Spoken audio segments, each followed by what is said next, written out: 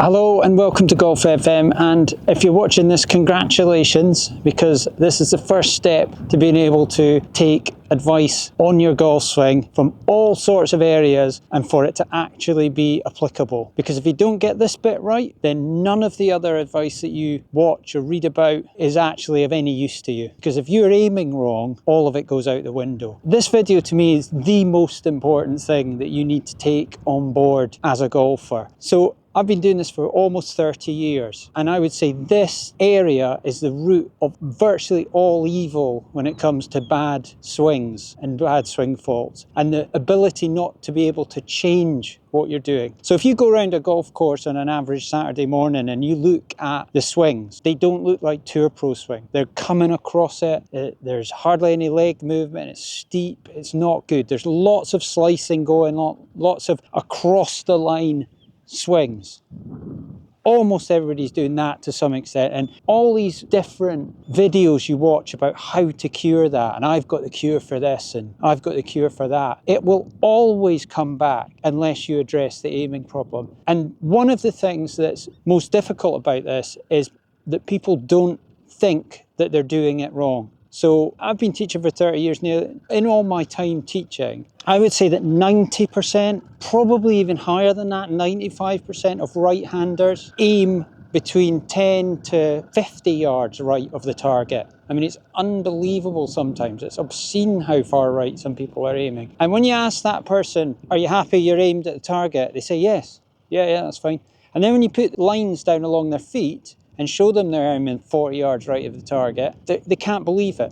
They can't believe it. They're like, that doesn't seem right to me. And then when you put them in the right position, it feels like they're aiming off the planet left. Your vision and your brain has got so used to aiming to the right that when you're put in a correct position, it feels wrong. Now, all the tour players, all the low handicaps, all the scratch guys, I would say probably 5 handicaps and below up to tour player, are aiming correctly. And they treat it with the necessary respect that it deserves. If you see them at tournaments, you'll see alignment sticks out in the ground, people standing behind them, making sure their shoulder alignment's on line with their feet and their feet are on line with where it needs to be in the target. They know that if it's slightly out, any of those little things are slightly out, your body will make compensations. So you don't need to know the science of why people aim to the right. Right-handers I'm talking about, it's equally the same the other side with left-handers. I just haven't taught as many left-handers, so I can't comment on whether 95% of them are aiming effectively that side of the target as well. The science has something to do with binocular parallax and the fact that we're good at aiming. Aim your body at the camera. Well, I would do that, and I'm looking straight at the camera. I wouldn't accidentally do that. But when you're side on to something and you turn with your head, yes, you can see the target. And in this case, I am aligned correctly, but I could equally be here and turn my head a bit more and still see the target. All that's happening is I'm turning my head a little bit more. So you get used to how much you're turning your head to see the target from an incorrect position and you think it's right. So when somebody dumps you in this position and then you turn your head the same amount, all you can see is the sea from here. And you think, oh, that's crazy, I'm aiming so far left, it's a joke, I can't hit the ball like that. But that is how all of the good swings come about. So the people that swing properly, efficiently, powerfully, and are able to repeat that swing, and their misses are not that bad, they all aim like this. Every single one of them. I don't think there'll be a tour player on earth that's aiming wrong, that's aiming to the right or left of the target. And the only time that's ever slightly different is if you're trying to hit a fade or a draw. You might a little bit align yourself off that. But this is your base point. This is where your swing develops in the right way. This encourages a neutral plane, a good shoulder turn, a good follow through, everything, all the stuff you read about, clubhead lag, the body going first, all that stuff. All that stuff happens because it's the most efficient way and the only way to hit the ball straight from this aiming position. So your body wants to do it. Equally, when you're aimed miles to the right, your body wants to come over the top and it will never go away. And I see it time and time again because they just assume that they're aiming correctly and they're not. So basically this line here on this right hand side, that's the ball to target line. And that's the line, if I had a perfect shot, it would follow that in the air and go all the way down and go in the hole. Slam dunk straight in the hole, be a perfect shot. And I'm standing, as you can see, parallel left of that. I'm not standing on this line. So even if you stand with your body aiming at the target line, you're going to have to come slightly across it to get it back to the target. And it doesn't matter how many magazines you read or YouTube videos you watch on about dropping it on the inside. If you're aimed like this by accident, which 95% of you are, don't think that you're suddenly somehow special if you're off a slightly higher handicap and you've got a problem with slicing. You'll be doing this. Guarantee you'll be doing this. And you'll swear blind you're not, but you put a club down against your feet one day and walk back 10 or 15 yards and look where that thing's going. So if you're aimed at here, accidentally, you need to swing back along the target line to get the ball to the hole. The most common way I see you doing that is people throwing the hands out, coming across, legs don't move as much as they should to help pull the club back to the left, and you make some form of directional change to get that ball to have a chance of going back to the target. I've seen in my time a few people do it the other way, so you sometimes get people who lay them out to the right like this, go inside, close the face and hook it back to the target. So you get guys at clubs, quite good players, they might be natural sportsmen, good at ball sports, play a lot, and they develop a good method of just, they play enough that they can turn the ball back quite a lot of the time. And they draw it round, but they'll have short inside swings, might hit shanks every now and again, and they get away with it. They get maybe down to quite low handicaps. They might get 3, 4, 5, that sort of thing. But if you want to get really low, you want to get down to scratch and plus figures and then get yourself on tour, you'll have to stand like this, because that short inside hooky swing, which hardly anybody does, by the way, most people go over the top, steep and short hitting and slicey, it doesn't go far enough, that swing. So the most efficient swing is to stand on this line, parallel left, swing it just up over here, back down there, and hit it along the target line. Your body's able to release completely, you don't have to turn the face over, you can hit it with a fairly square face. Your grip needs to be neutral. All the good stuff comes from this. All the good stuff. If you want to ever have a chance of not looking like a high handicapper and hitting reasonably straight shots with a bit of power, and your misses aren't that bad most of the time, because you can still hit bad shots doing anything on a golf course because we're not robots, but this is your only chance. You need to get good at this. Now, hopefully I've impressed upon you how important that is, and you can get that if you're accidentally this way, you're going to come across it time and time again. It doesn't matter how many lessons you go for with people telling you what to do with your wrist action and your plane and your hip turn and your leg action and your feet and feeling the ground and all this. It doesn't matter. If you're aiming that far right, you'll come across it to some extent, even if it's a little bit, even if it's, like I said, it's there. You're just a little bit off.